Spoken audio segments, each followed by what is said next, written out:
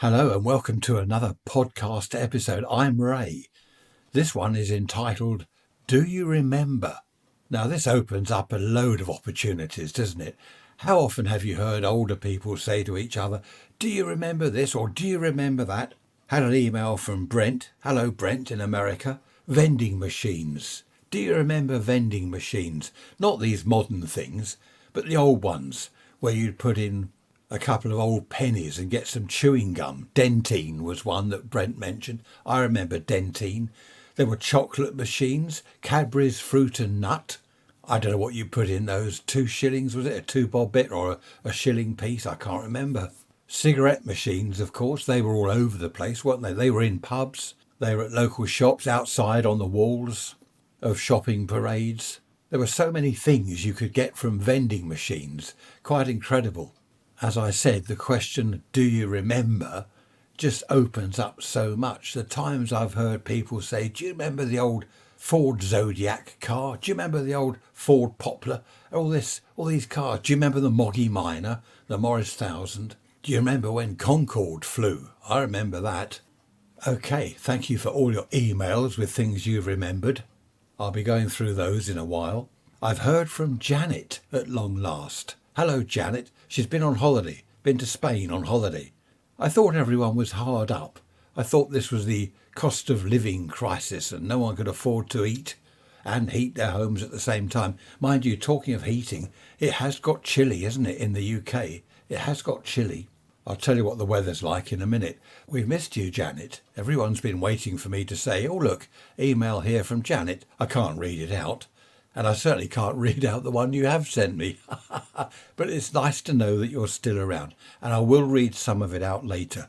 The little bit, the first part of it, before you go off on one.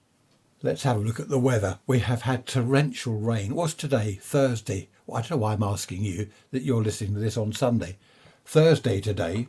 Yesterday I went to Kent and we had torrential rain all the way there and most of the way back. Late afternoon, the sunshine did come out a little bit. So today, Thursday, 15th of September, 2022, cloudy, no rain as yet today, cloudy, 10-12 millibars, that's the barometric pressure, 16 degrees centigrade, which is 60.8 Fahrenheit, allegedly. So Alexa said anyway. Oh, I mustn't shout that out.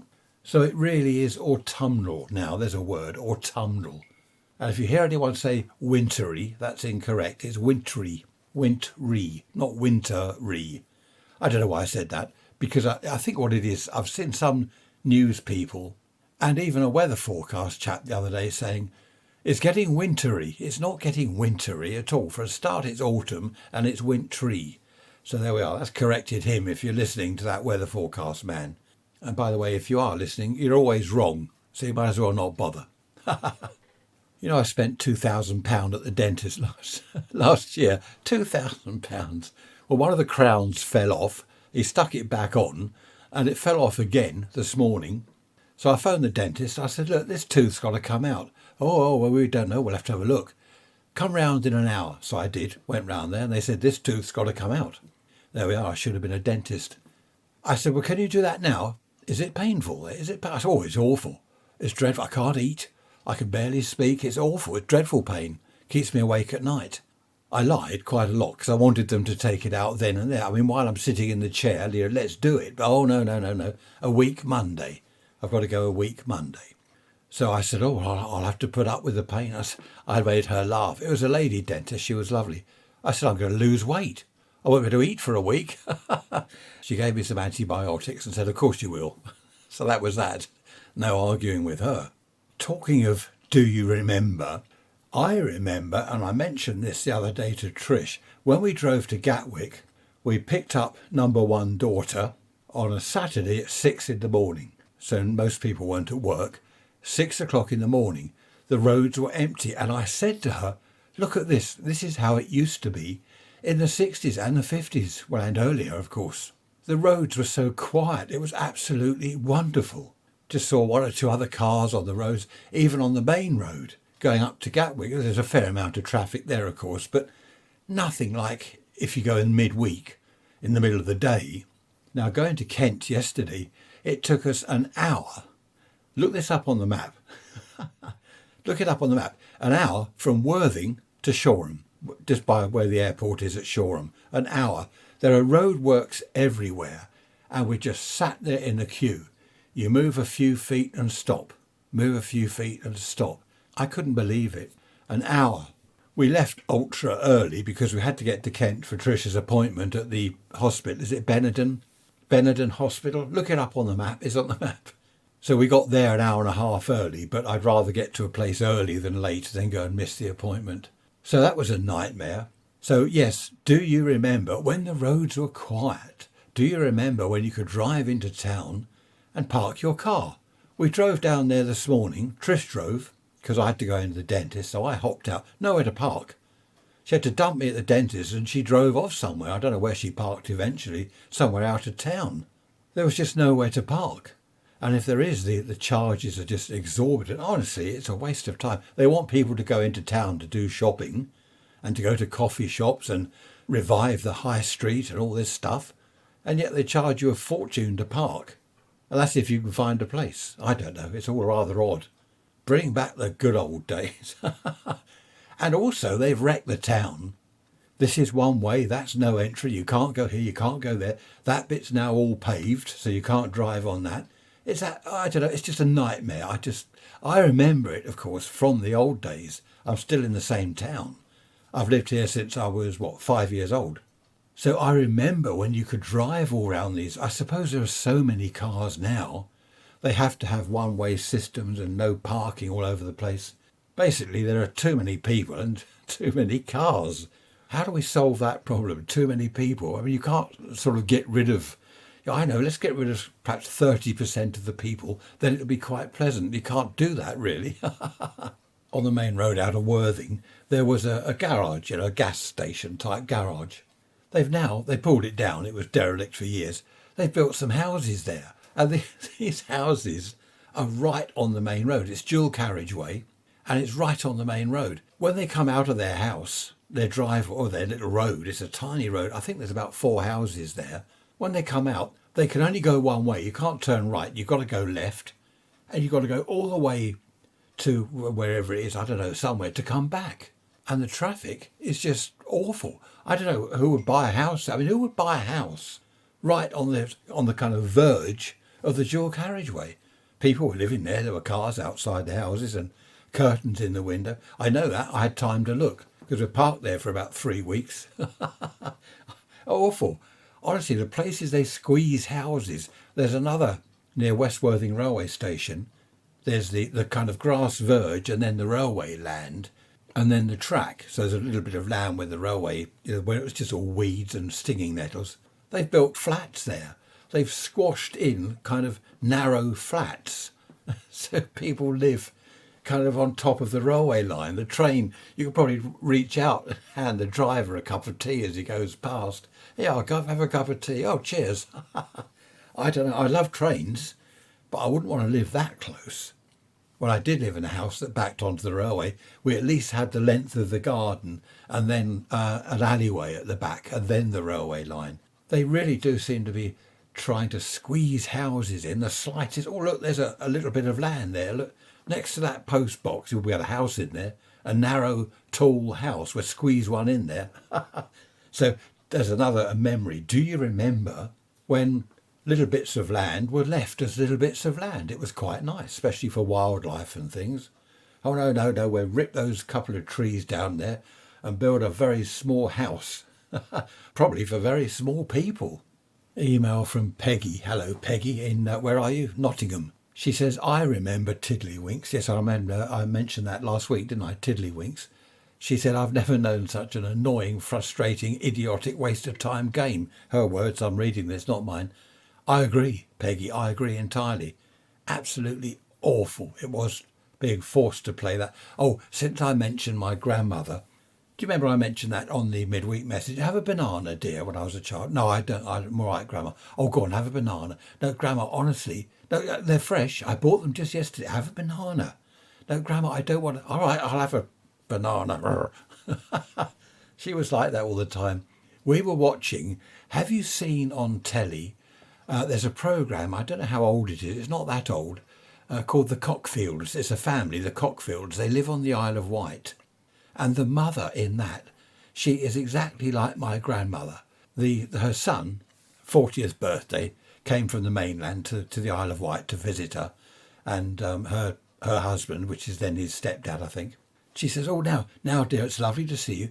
Would you like a drink of something?" "No, I'm fine, thanks, Mum." "Oh, no, I've got a drink. Would you like? I've got in the fridge, I've got cold lemonade. Would you like a beer? I've got beers." "No, I'm fine, Mum, honestly, I'm fine."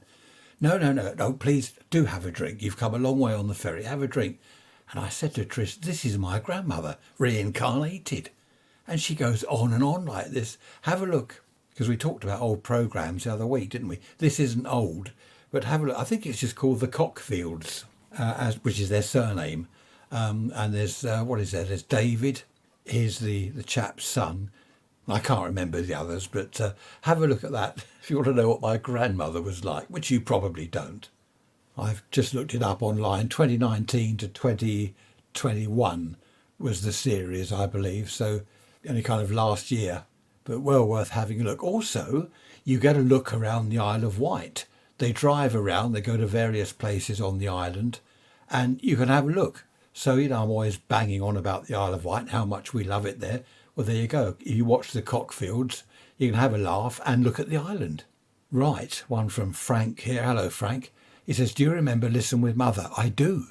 On the radio back in the 50s. Is that news flash? What's happening now? Oh, I'm not sure. Nothing interesting. I remember that. It was on the BBC Home Service, which then became Radio 4, back in the 50s. This lady in a very well-spoken voice would say, "Are you sitting comfortably? Then I'll begin." And then she'd tell you a story. And the idea is you sit with your mum. I remember sitting on my mum's lap when I was a kid, and I'd listen to the story.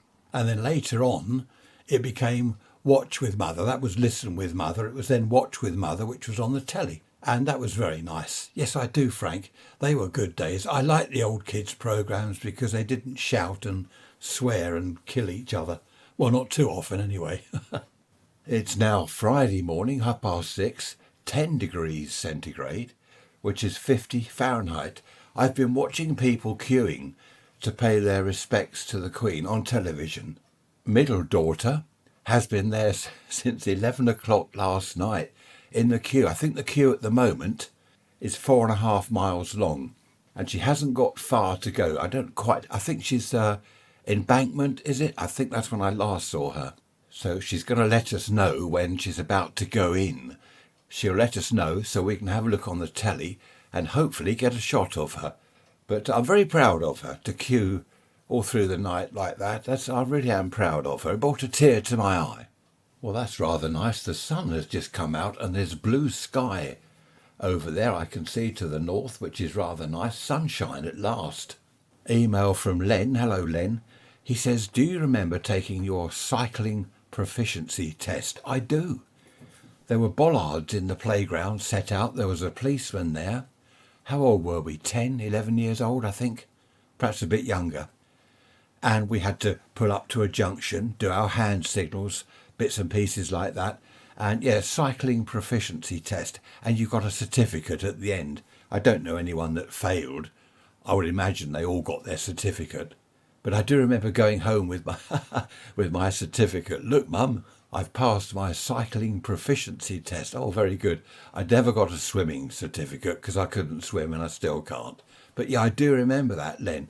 Len says he was in the middle of his test and he had a puncture. He says the back tyre went completely flat, but he carried on regardless. And apparently the policeman pointed out, "You've got a flat tyre." But anyway, he carried on with the test and he got his certificate. Imagine that on a car driving test. You get a puncture in one of the back wheels, but you just carry on the test. Talking of cars, one here from Terry. Hello, Terry. He says, "Do you remember driving into a garage or a gas station, it would be in America, and the chap comes out of his little office, his little cubby hole, as he's called it, and he puts the petrol in your car and he says, 'Would you like me to check your oil?' And he checks the tyre pressure, checks the water for you, cleans your windscreen, does all this while you don't even have to get out of the car." I do remember that. Yeah, I remember that only too well. And he'd take your money. He'd go back to his little office. He'd come back with your change if there was any. It was fantastic. I'll tell you what I can't do. I can't get on with these petrol pumps these days where you put a card in. I don't quite understand the buttons. I always make sure I've got Trish with me, and then she does the petrol. She does all that part. I put the petrol in the car. And there's another thing. There's two types of petrol. There's the ordinary and there's super or something. I always put super in. I'm not quite sure. It's a different octane, isn't it, or something someone was saying. And I think our car, what is it, a 2-litre engine, I think it needs the higher octane. It's a little bit more expensive, but I don't know. We didn't have all this in the old days, did we? Was there regular and some other petrol? I can't remember that. I remember the first gallon of petrol I ever bought. It was 7 and 6 a gallon. 7 and 6pence, which, what's that in new money? Oh, I've no idea. Well, it's 3/4 of 50 pence, isn't it? Whatever that is. Yes, it was 3/4 because it was 2 and 6pence, 5 shillings, 7 and 6. Is that right? 7 and 6pence and 10 shillings. I probably got that completely wrong. It doesn't matter anyway. It was 3/4 of 50 pence. Right, another one here from Simon. Hello, Simon. School uniforms, Simon is remembering. He says, do you remember school uniforms when drain pipe trousers, this was the 60s, Simon, you haven't put when, but this was the 60s, wasn't it? Drain pipe trousers were all the thing. They had to be not skin tight, but they had to be fairly tight, and drain pipe because they were the same sort of width all the way down to your feet. I remember those, and I remember having a pair of trousers that were slightly large for me, so they weren't the exact drain pipe shape. And of course I got laughed at, I got ridiculed, didn't I? And I told my mum, I said, oh, this is no good, I can't wear these to school. And she said, well, there's nothing else. We didn't have a great deal of money then. She said, well, there's nothing else you can wear. So I had to I had to put up with it. But yes, Simon is also remembering blazers. He says, do you remember wearing a blazer? He says in his blazer he hid a little transistor radio. I did, Simon. I had, this was early 60s, wasn't it? Yes, sort of 62, 63, that dreadful winter. Simon saying he had a little transistor radio that he could fit inside his blazer pocket. I did exactly the same, Simon. That's great. I wonder which school you went to. Wonder whether it was mine. Down here on the south coast. Look at that blue sky. The clouds have gone completely now and the sun's shining. Not a breath of wind either. Oh, hang on, there's a treetop over there that's just about rustling in the breeze. Lovely. Let's hope we get a bit of nice weather because everywhere is so wet. But yes, Simon, I do remember that. And he says that shoes, what shoes did you wear? Well, I had to wear Clark's shoes, the sensible ones. Some kids had Cuban Hill boots and things, some of the kids with more money, which was very nice for them, but I just had ordinary cheap Clark's shoes. Well, I say cheap. I don't think they were so cheap. I was watching something on telly last night, the old, what's it called, the old films, and they were showing you around a town somewhere, Gloucester, I think, and all the shoe shops, Stead and Simpson and something else, Thompson's, was it? Shoe shops all over the place. All these shoe shops. Of course, Tricia was saying, oh, look at all the shoes. Yeah, she loves shoes. She's got 150 odd pairs. I don't know. I don't quite know why she needs so many. But shoe shops all over the place. That's when town centres were thriving, of course. But yes, I do remember the school uniform. And the girls had, because we had a separate girls' school, boys only at our place. And they were girls only, where my sister went. And their uniform was brown, I think, a brown and a kind of yellowy colour, mustardy colour. And we all looked so smart. We really did. And I do think that, although I didn't like wearing my school uniform, yes, I did have a cap, which I didn't wear. I stuffed that in my blazer pocket. But we had to wear a cap. You put the cap on as you're walking up the driveway to the school. And then you wear it again until you get out of the driveway, then stuff it in your pocket. So yes, Simon had a cap. Yes, I did have that, which got screwed up, of course, in my pocket during the day. Tie, yes, tie, which was usually undone a bit. Shirt hanging out, Simon's put it. Yes, I know it all only too well. We were, I was going to say we were scruff bags. We weren't in school. If your shirt was hanging out, you got told off. Oi, you boy, tuck your shirt in. I hated the whole thing. I won't go on about school because I must have ranted and raved about how much I hated school 100 times. So yeah, thanks for that, Simon. Yes, I almost said happy days. I think out of school were happy days. School holidays were fantastic. Over the farm, over the back there, over the woods, there were ponds, there's a big lake. Fantastic. Climbing trees, all sorts of stuff like that in the summertime. But school itself was dreadful. Of course, we had every weekend. I mean, we were home by 4:15 every afternoon. Mind you, I played truant a lot, so I was out of school earlier, especially on a Friday, which was sports at 2 o'clock, football or whatever. I couldn't get into any of that. It wasn't me. I wanted to get out of the school.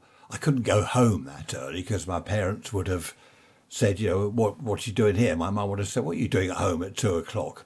Talking of which, that leads me on nicely to, hang on, let me find the email.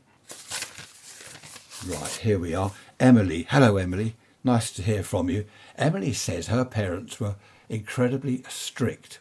They had no television. Now, hang on, where's I did read this earlier. Where are we, Emily? 1970s. Okay, no telly, no phone. Her parents were incredibly strict. They had one radio in the house, which was in the lounge. And her dad used to listen to, well, by then it wasn't the home service, was it? It was BBC Radio 4 in the 70s. But that's all they had. Oh, and sometimes in the evening, he'd put on Radio 3, which is the classical station, playing all the classical music. She didn't have a record player. And she says all her friends at school, they had telly at home, they had a telephone. They had in their bedroom transistor radio, record player. She had none of this. And she said that her parents were just incredibly strict. She couldn't go out. At weekends, her friends would all meet in town on a Saturday morning. She wasn't allowed. And she said, do people remember lying to their parents about where they were going? She had one friend whose parents were apparently incredibly religious. And she used to say she was going round to see this friend. And this friend used to say to her parents she was going round to see Emily at her house. Now, having no telephone, her mum couldn't ring and say, is Emily there? Or, has she arrived all right? No mobile phones, of course. And what the girls used to do was go off downtown. And Emily's put here, what she used to do in the evenings was say goodnight to her parents, go into her room. They lived in a bungalow. And she got out of her window, her bedroom window, and went into town and met up with friends. And later in life, I mean, I don't remember anything like this, Emily, because my parents weren't strict. But later in life, she says, she was married, had children, and she told her parents all this. She said it was one Christmas, the family had got together. She said, oh yeah, when I was 15, 16, I used to sneak out of my bedroom window and go into town. And you thought I was round my friend's house, and we weren't there at all. We'd gone into town Saturday mornings, gone into town in the evenings. And she had a transistor radio that her parents didn't know about. She told them about that at this Christmas gathering. And she used to listen to Radio Luxembourg under the blankets at her bed. She used to hide the radio. And at this Christmas get-together, she said her parents went mad. They went absolutely mad. The whole Christmas was ruined. And I'm just reading on a bit further. I have read this, but I'm having to catch up. People went home. She had a brother. The brother and his family went home because everyone was so miserable. And in the end, Emily, her husband, and their two children, they went home. And the Christmas evening, she said they were planning to stay there for the evening. Everyone disappeared and went home. And her parents... No, I shouldn't laugh, Emily. Her parents didn't speak to her for 3 weeks.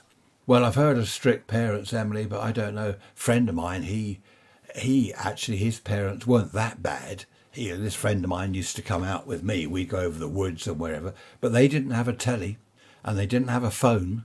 He didn't have a transistor radio or a record player. You see, at that age, 16, something like that, everyone had a record player. Everyone had a transistor radio in the 60s.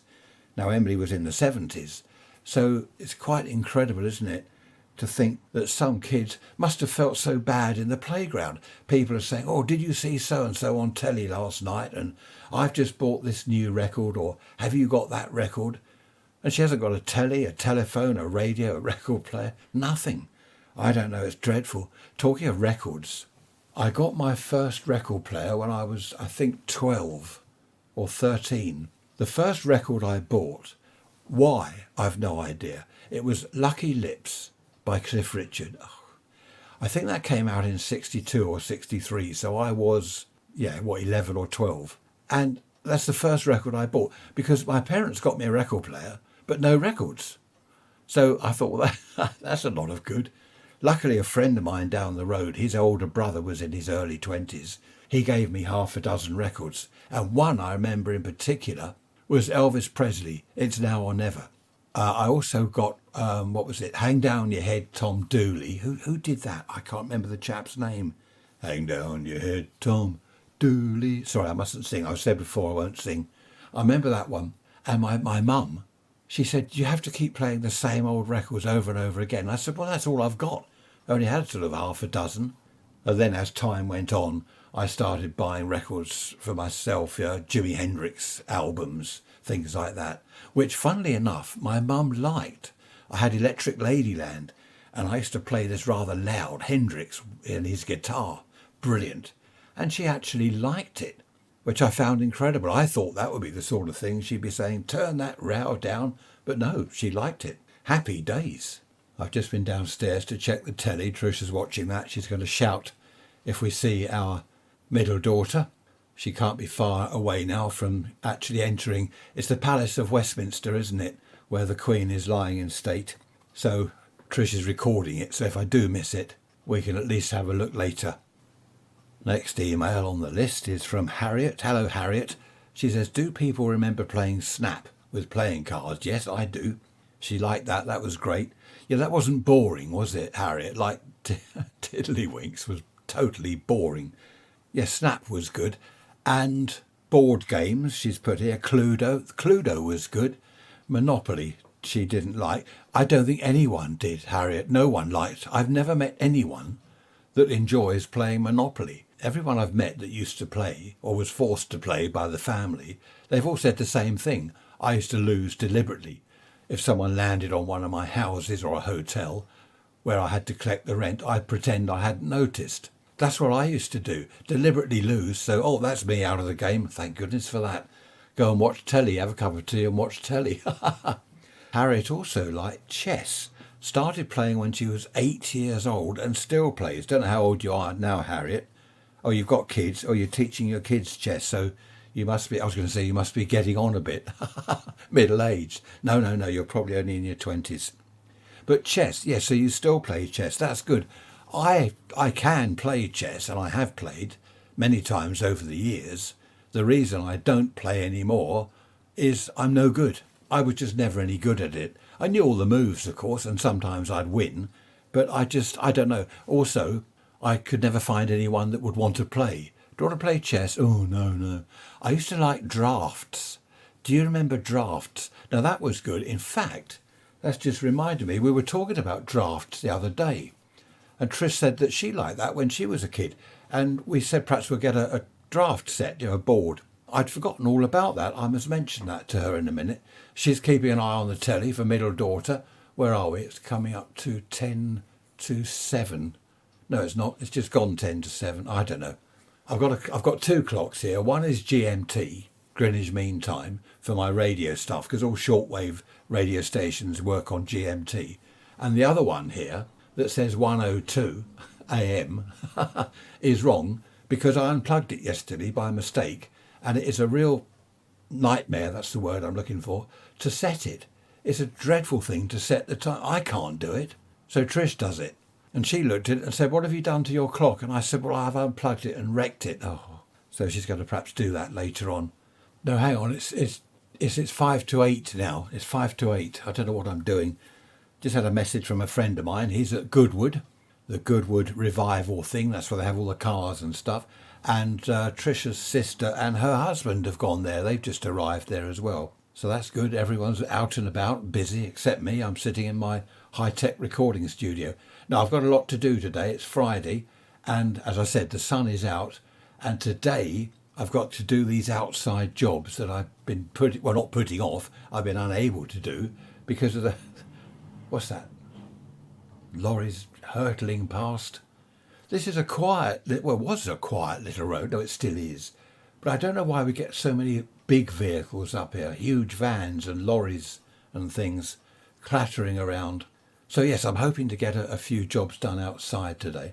Also, I don't think there's any rain forecast for the weekend, which would be rather nice.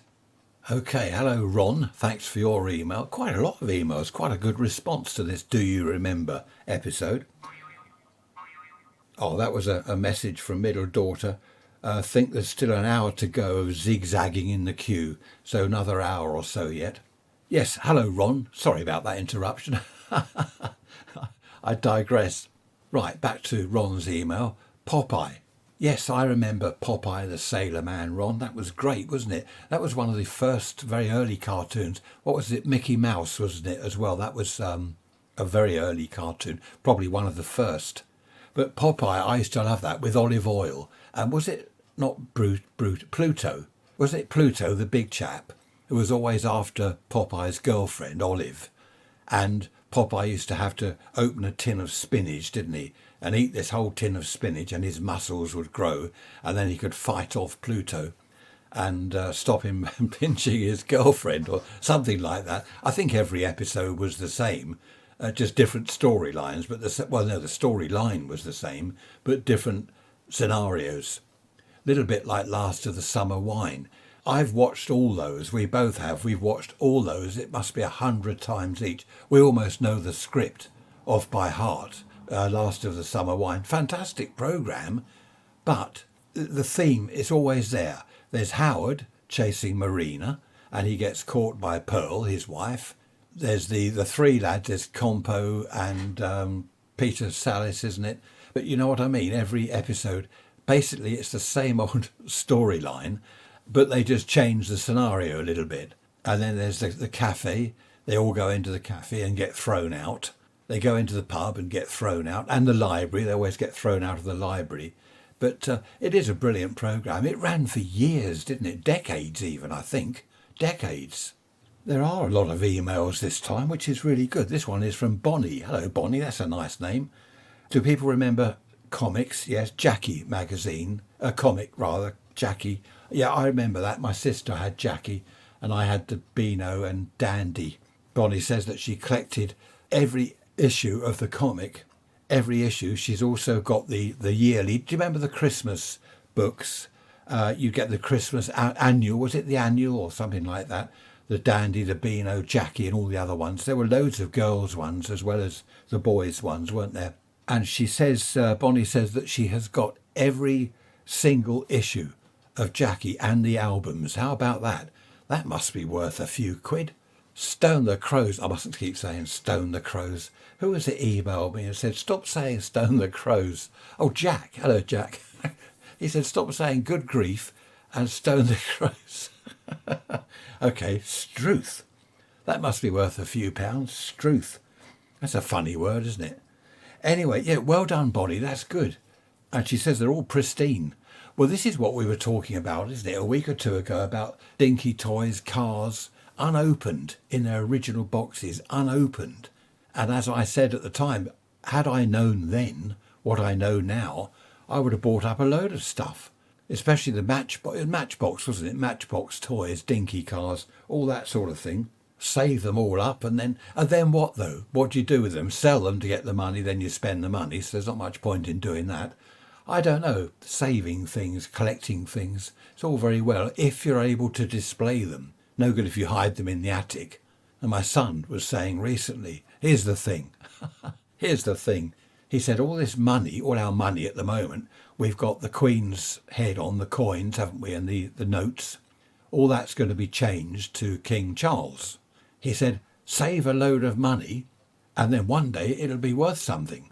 Well, that's all very well, but by the time it's worth anything, I won't be here. It'll be 50 years' time. He said, well, give it all to me. Give all the money to him. Good idea. No, actually, it is quite a sensible idea. Just keep one of each coin, especially if you've got a fairly new one. Just keep one of each coin, one of each note. Put them away somewhere with the Queen's head on, because that will disappear. Same with stamps. If you're into stamp collecting, then we're going to have King Charles on the stamps instead of Queen Elizabeth, so then the stamps might one day be worth something.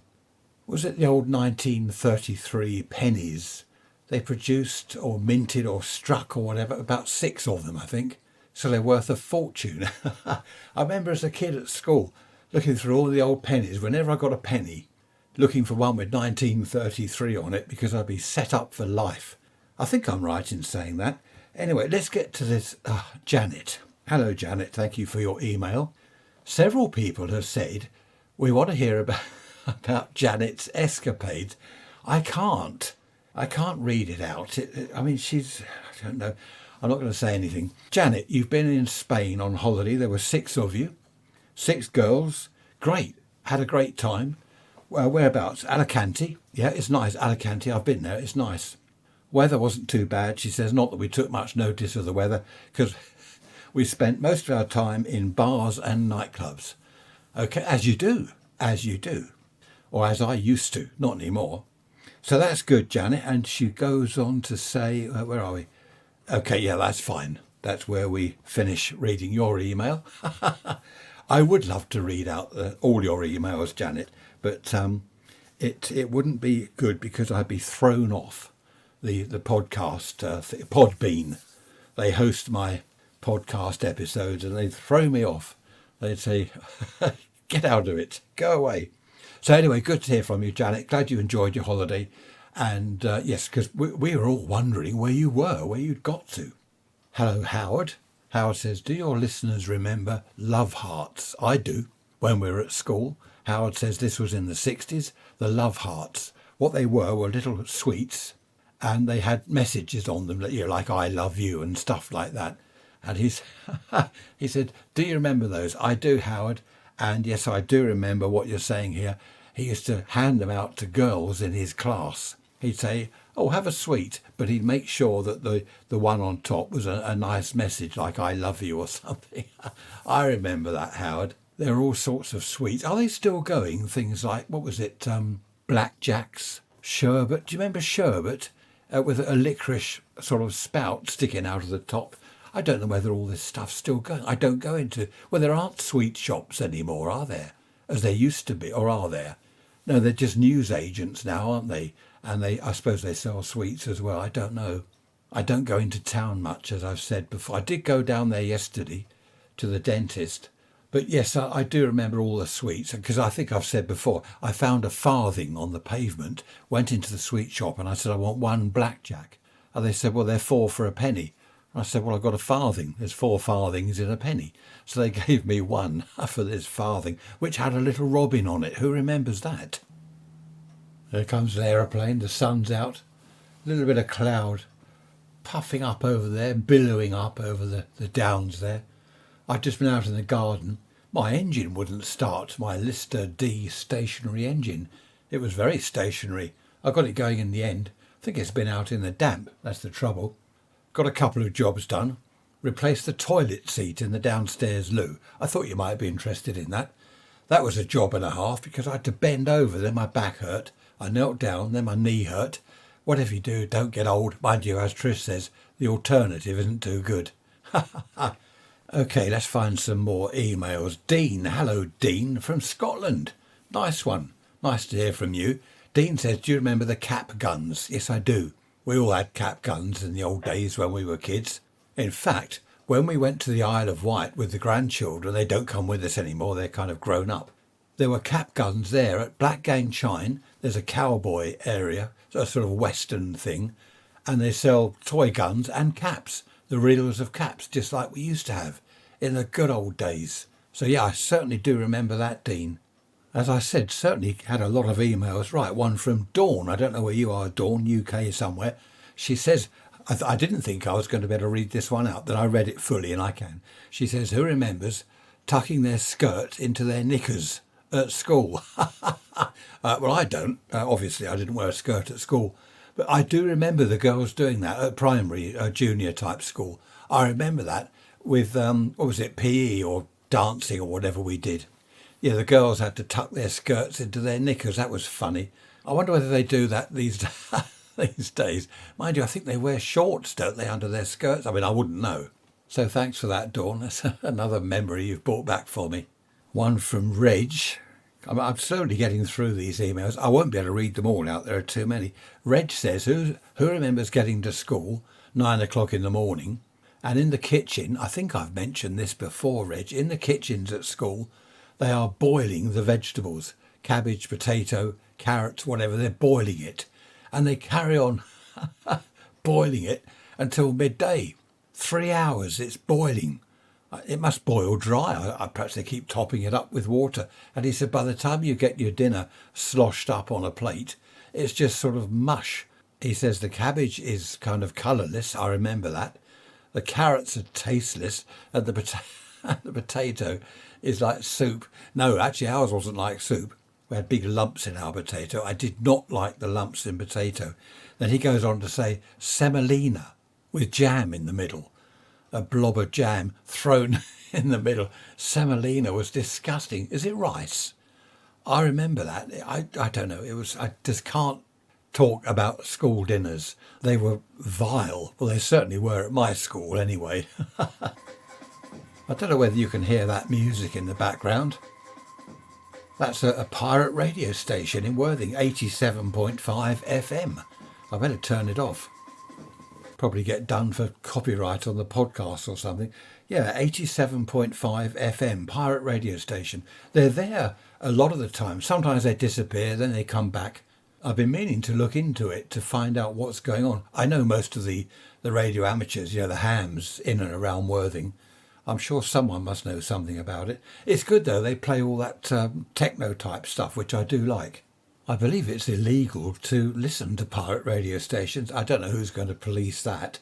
Who's going to know whether I'm listening to it or not? Well, apart from everyone listening to this podcast.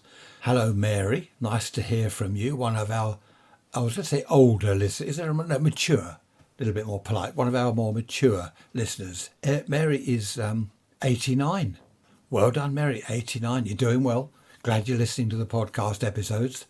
She says, who remembers Smith's crisps with a little blue bag of salt in them?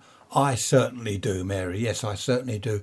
When I was a child in the 50s, you'd look for the little blue bag in the packet, open that up, sprinkle it in the bag, and then shake the whole thing, and you've got salted crisps. They were only plain. I don't think they had flavours back then, did they? I can't remember that. You're a little bit older than me, Mary, so perhaps you remember. I don't think there were flavours. I remember when was it Walker's Crisps opened a factory, if that's what you call it, in Southampton, and you'd get, because I used to work down there on the boats doing the radio stuff, and driving down there like on a Tuesday, the whole place would stink of cheese and onion. You go down there on a Thursday, it would stink of smoky bacon. And whichever day you drove down there, these different flavour crisps they were frying up, and you could smell it. It really did stink out the whole place. I mean, when I say stink, it was quite nice. Made you quite hungry, actually. So thanks for that, Mary. Yes, Smith's crisps with a little blue bag of salt in them.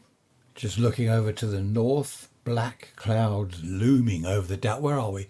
10 to 12. No, that's GMT. 10 to 1. Don't know what time it is. The clock that's wrong says 9 minutes past 9.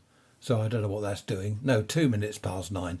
Anyway, friend of mine, decades ago, back in the 70s, Charles, his name, nice chap, he was always having to chase around to see what his wife was up to. She was a little bit wayward, I suppose is the word. That's a polite word. A little bit wayward. They were in their 20s, as I was. And she was always out somewhere doing things she shouldn't be doing, and he used to have to go around trying to find her. And one day, a friend of hers turned up at his house, or their house, and she said, "Hi, Charles, I've come to see Ellie." That's his wife, Ellie. He said, "She's out." "Oh, no." She said, "Really?" He said, "Oh, can I come in and wait?" And he said, "Well, yeah, of course." He knew of the plan. He knew about this. He'd been tipped off. So this Ellie came in, and she starts sort of getting a bit strong onto Charles, giving him a cuddle, this sort of thing, saying, "Well, look, while your wife's out, we could have a bit of fun. I've always fancied you."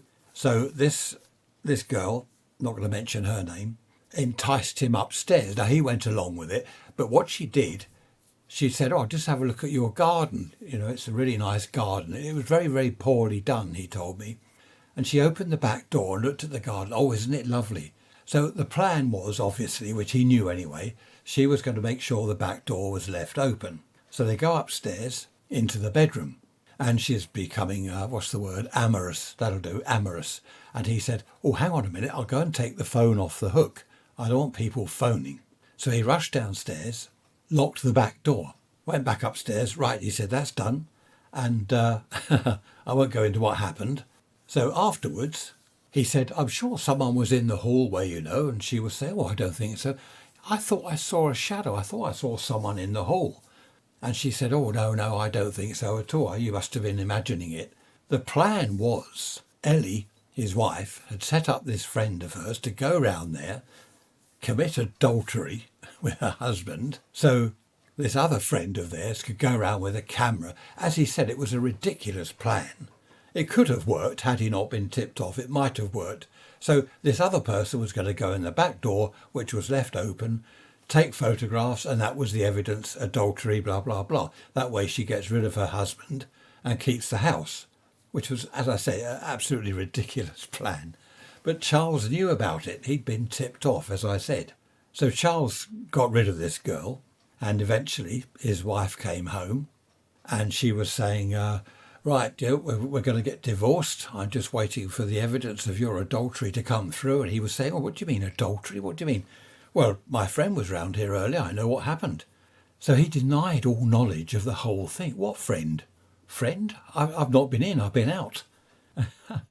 So I don't know why I'm mentioning this really. It just occurred to me. It's funnily enough, it's just something I remembered. And the whole thing just really blew up in her face. And what happened, a bit of a long story. She left him and he ended up with the house. She went off with some guy. And apparently that didn't last more than a couple of years. But it was just the way he told me this thing, someone was meant to creep up the stairs with a camera, back door left open and all this business. And luckily he knew all about it. And he said to me that's why he committed adultery with this girl, because he thought, well, my wife's leaving me anyway, why not? And there will be no evidence. Anyway, I don't know why I told you all that. I don't suppose you're interested. A bit like reading one of Janet's emails out. Hello, Janet. Are you still listening, I wonder? Just heard on the news that they've paused the queue, as they call it. They're pausing the queue to go and visit the Queen lying in state. Apparently no one's allowed to join the back of the queue now until 4:00 this afternoon. So it's just too many people. That's what they're saying. It's just overcrowded. There are too many people.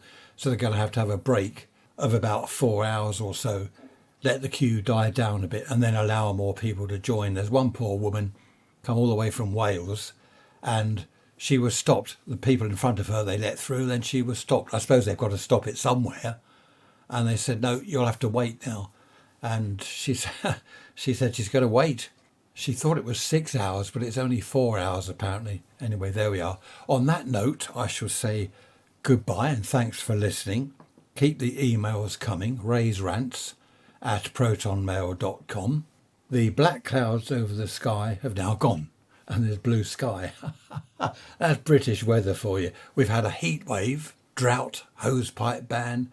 Everything's drying up, lakes and reservoirs are all drying up. Then we have torrential rain, flood warnings and goodness knows what.